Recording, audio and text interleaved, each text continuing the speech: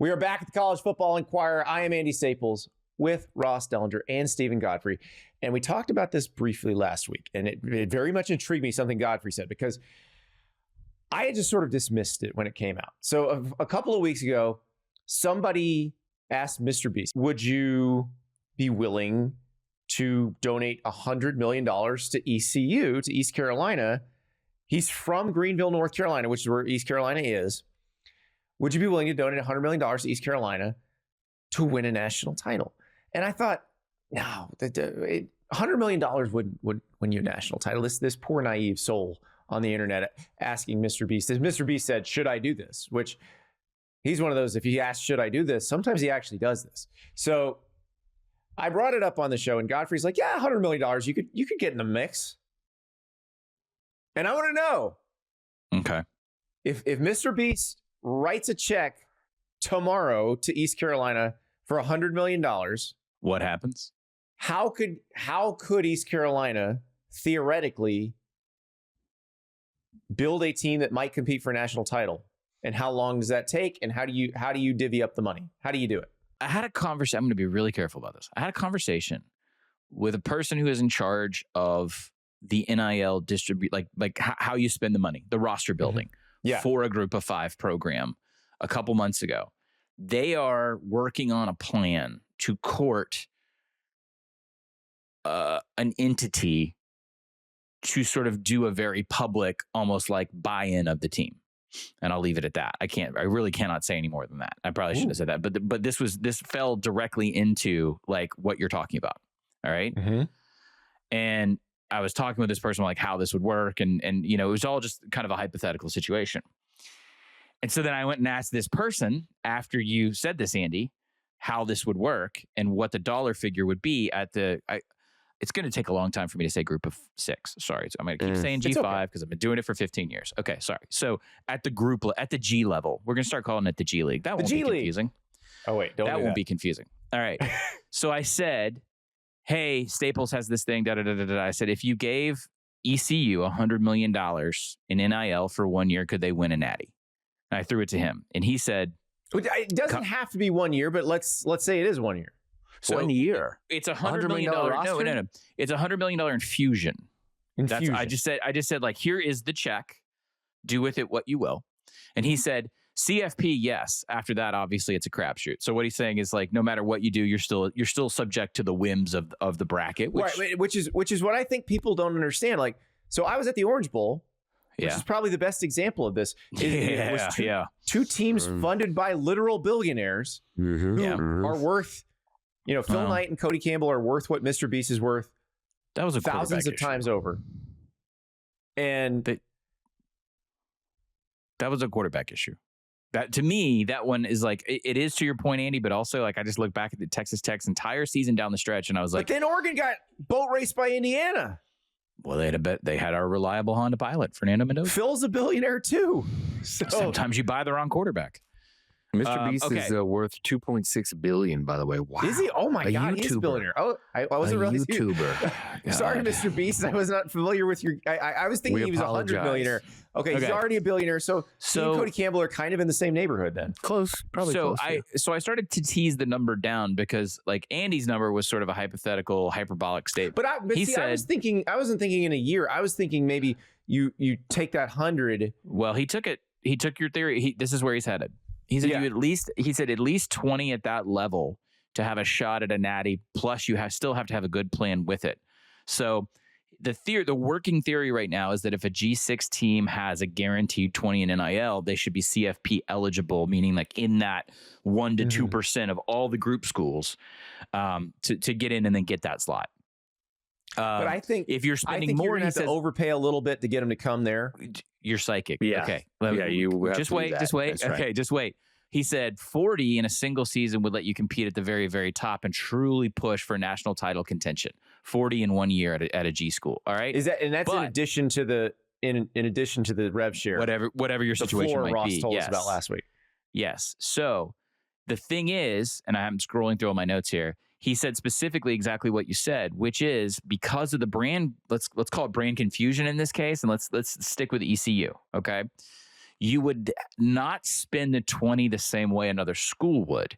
You would actually have to over index. That's why he mentioned the 40, because you have to pay against the brand confusion, meaning you're overpaying at every position relative to market price to get them there in the first place, because there's going to be negative recruiting on it. There's going to be chatter about you're not going to get developed, et cetera, et cetera. So you have to pay a premium against market price at ECU, which is where the 40 number came from. Kids that just wouldn't go, right? Right. Like, I mean, even with the money, even if you overpay, they're just not going to go there. And this was my question, because I think Harold's done a hell of a job at ECU.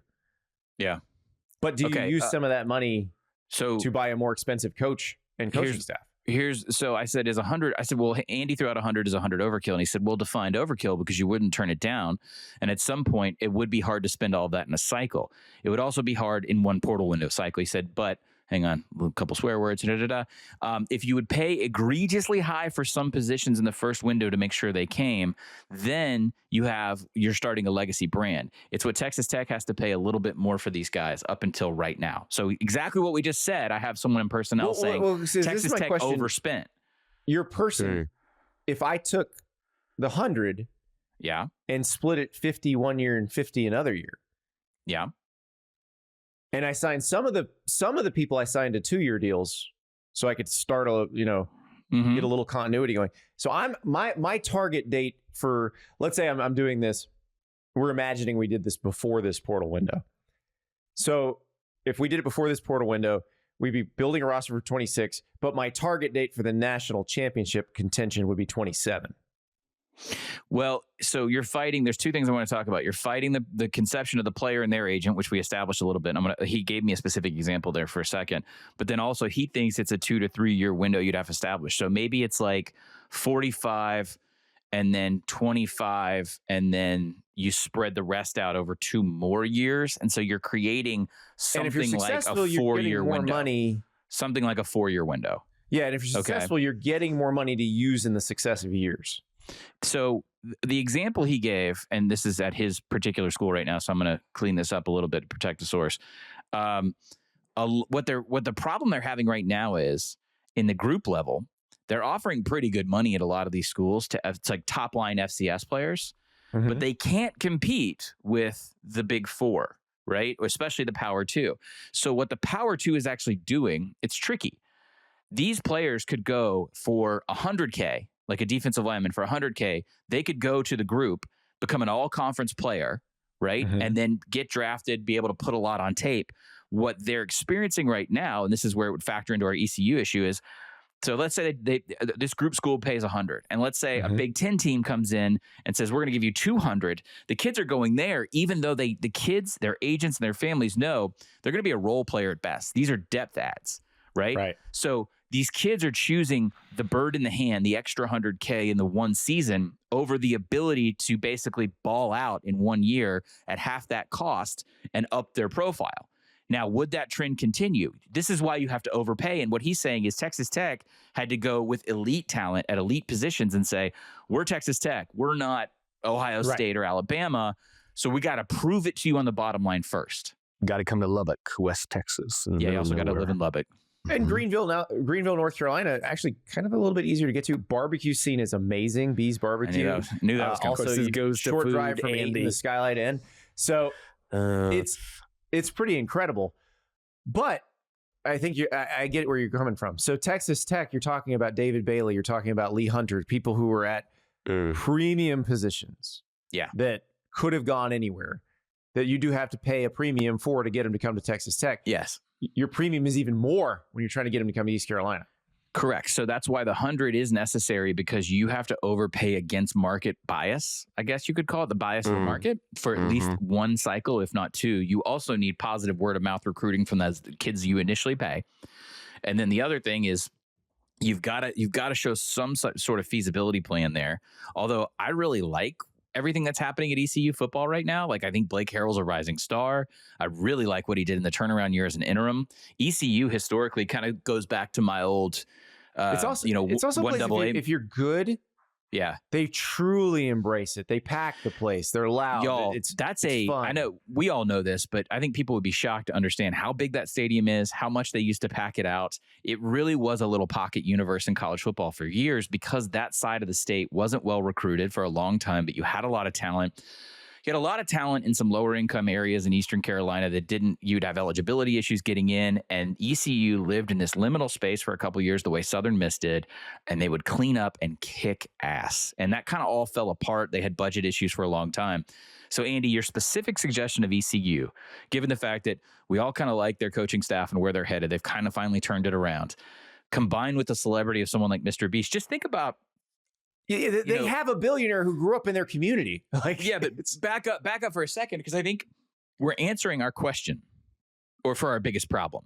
Our biggest problem, we said, was going to be market bias of the individual player, right? Like, why is this 5-star defensive lineman going to go to ECU instead of school X in the Power 4, right?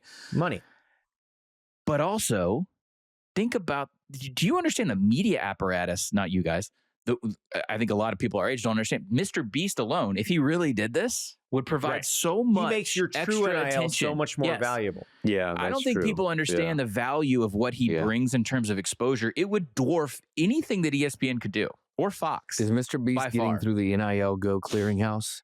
Do the NIL Go? Does Deloitte know who MrBeast is? I didn't. That's gonna be a question for you, Mr. Dellenger. I don't think Deloitte's stupid. I think they pay attention. And like, I'm not kidding. Like, if you go to MrBeast's YouTube page and look at the views, it is a Super Bowl broadcast, essentially. It is more valuable right now, it would be more valuable especially to a 19-year-old brain, MrBeast, for branding than anything ESPN or Fox could offer. And this is also what terrifies major media corporations at night. News Corp and Disney, they are mortified of these people because they're doing it outside the boundaries. There's really and remember, MrBeast has crossed over.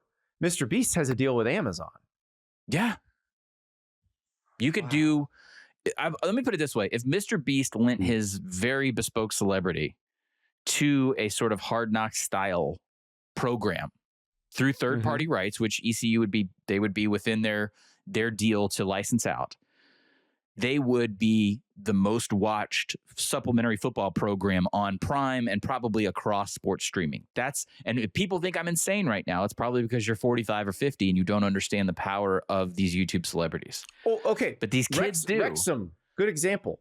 Yes. Welsh soccer program was in the 5th division? They were awful. Yes. I watched the first 2 seasons and I kind of tapered off. So Ryan Reynolds and Rob McElhaney, they're in the championship now, which is the 2nd division. Yes, and if things go the way they are, they will probably have to take on additional investment because the Premiership is so. They could be in the Premier League in the next 3 years, and it would complete the greatest whatever you want trajectory or glow up of a soccer franchise in the world in history. That's how. And Ryan Reynolds is an A-list movie star. Yeah, but he still probably doesn't have the reach of MrBeast. Correct. Would you risk dying for $500,000? That's one of his. Yes, there you go. YouTube posts. Survive 100 days trapped in a private jet and then keep it. Wow. I'm going to have to watch some of these. I'll report back. Okay. Ross is going to be subscriber 466,000,001. My wife is overheard the pod in the next room, and she just texted me live while we're taping and said, "What are y'all doing talking about MrBeast?" See, there you go. There you go. We're buying East Carolina national title. That's what we're doing. By the way, if any of this makes you wince, it's no less unbecoming than the DoD contractors and oil barons that currently fund this sport. I mean, this is just the next evolution of a meddlesome booster. As I slip my Nike shoes off. Congratulations, East Carolina, on your national title. Yeah, and your docuseries. Yeah, go Pirates. Poor MrBeast. Don't be the Pirates are going to inundate him now.